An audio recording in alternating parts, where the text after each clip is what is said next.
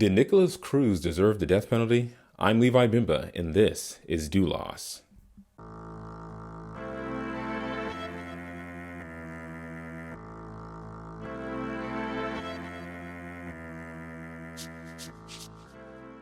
Before today's episode, if you're looking for a proven plan for financial success, then contact me, Levi Bimba, at ramseycoach.com/doulos financial coaching for a free 30-minute consultation to sit down and talk about your dreams, your financial struggles, and see if we can get you on the guaranteed plan to get you out of debt and stay out of debt and build long-term durable wealth for you and your family. So contact me, Levi Bimba, at ramseycoach.com/doulos financial coaching today. So about 4.5 years ago, we had the worst high school shooting in America at Marjory Stoneman Douglas High School by a young man named Nikolas Cruz, who, according to The Guardian, killed 17 people and injured 17 others. This is the Guardian article from about 4 years ago.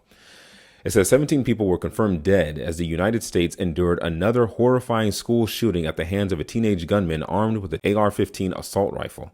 12 people died inside Marjory Stoneman Douglas High School in Parkland, Florida. 2 died just outside the building.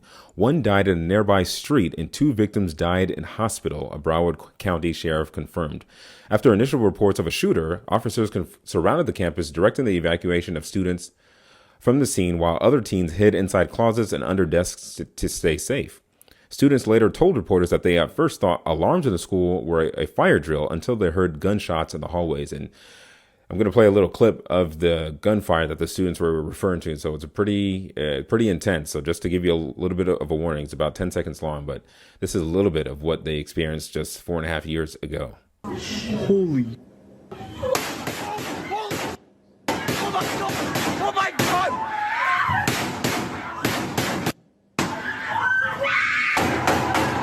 So it was a tragic scene, as you can see from that video. I mean, I can't even imagine my child being in that kind of environment, let alone myself.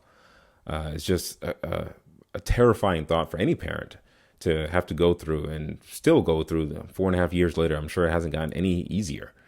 So a terrible situation took place, and this guy, 4.5 years later, just got the sentence of life on parole from the jury down in Florida. And this, a lot of parents are upset. A lot of family members that lost loved ones in this shooting were upset. He should have received the death sentence today.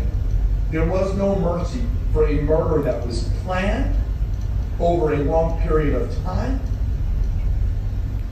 and that was, sadly, as proven by the state, executed. I don't know how this jury came to the conclusions that they did today, but 17 families did not receive justice. And we're going to cover whether or not they were justified in being upset that he got life without parole instead of getting the death penalty as allowed in Florida. And we're going to find out clearly.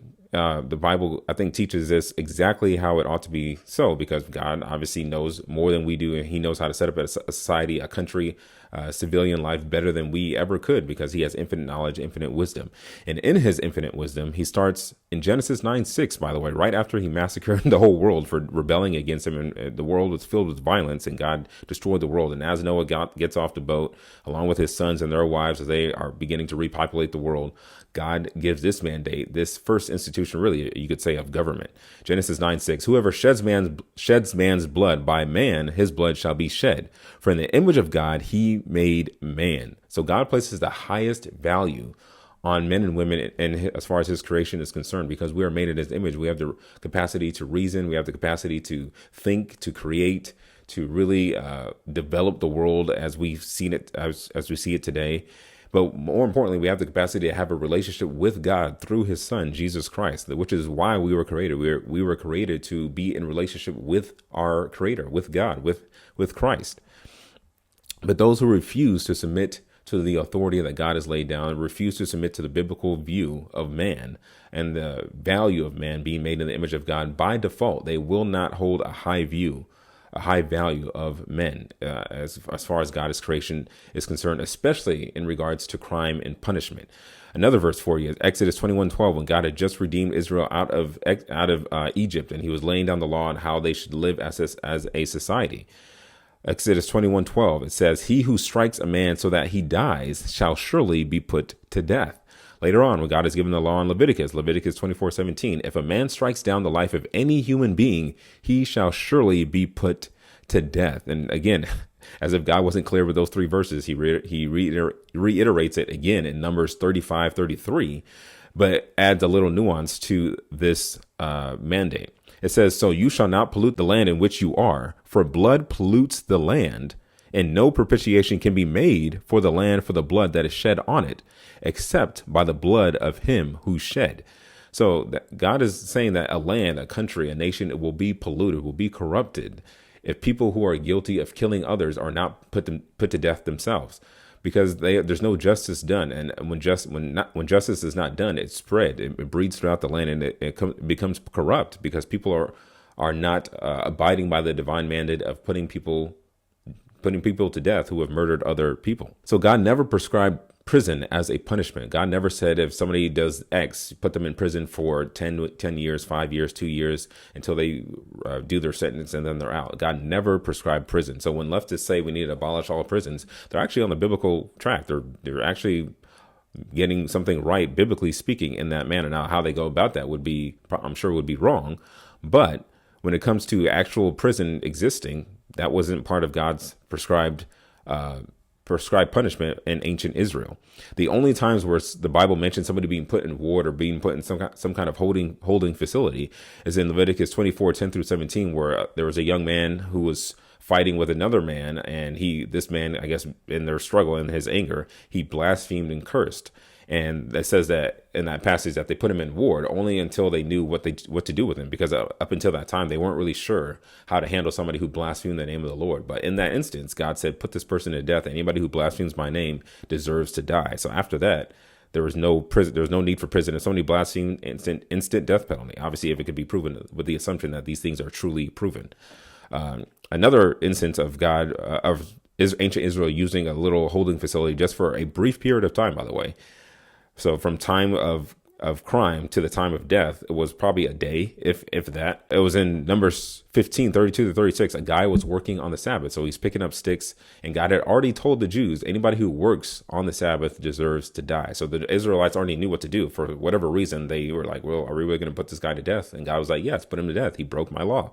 That was a law I clearly gave to you. If somebody who's working on the Sabbath, they deserve to die. So those are the only two times that that we see in the Bible as somebody being put in prison, in ancient Israel, at least, but it had nothing to do with God prescribing prison. But this, according to the Bureau of Justice Statistics. Now, compare what you saw in the Old Testament regarding instant death penalty for people who were liable for death. That included murder, rape. It also included adultery, by the way, and even kidnapping as well.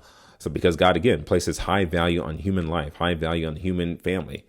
But according to the Bureau of Justice Statistics, it says, quote, for the 22 prisoners put to death in 2019, the average time elapsed between the imposition of their death sentence and their execution was this: 264 months, or 22 years. So a whole generation passes before somebody is actually put to death, from the time that they are sentenced to the time of their actual execution. And this is by far, according to the Bureau of Justice Statistics, by far the longest time between sentence and execution since capital punishment resumed in the U.S. in the 1970s.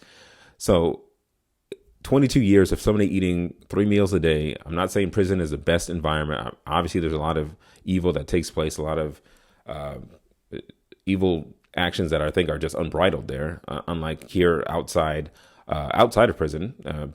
Obviously, crimes are still happening every day. But within prison, somebody who is known to have killed somebody is living pretty much on the victim's family's taxpayer dollars for 22 years before they're actually put to death, which I think is one of the highest forms of injustice, where you are literally sustaining the life of somebody who killed your family, your wife, your daughter, your son. I think is a terrible way of how we are doing justice in this country.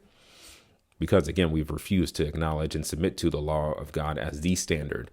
And people talk about how the death penalty doesn't deter a crime, but it deters crime for the person who committed it. That person who is killed for killing somebody else never will kill somebody ever again.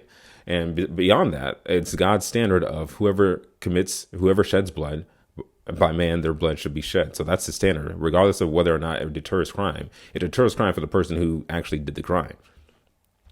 So in short, did Nikolas Cruz deserve the death penalty? Yes, I think it's fairly obvious based on those verses I read. But because men and women are made in the image of God, their blood demands that Nikolas Cruz's blood should be shed according to God's prescription of justice. So I don't think there's any way around it. There's no other way. There's no other form of justice other than him being put to death for his crimes. Because again, God places a high value on men and women made in his image. And if we don't submit to that, if we as creatures made in God's image refuse to abide by his law, refuse to abide by his standards, which are better than any other standard we could come up with, then we will by default not grant justice to people who deserve it. And we saw that today. We saw that with the sentencing that happened down in Florida for Nikolas Cruz. Those families did not get justice. They are now victims again of injustice. And this is a terrible place to be for the country.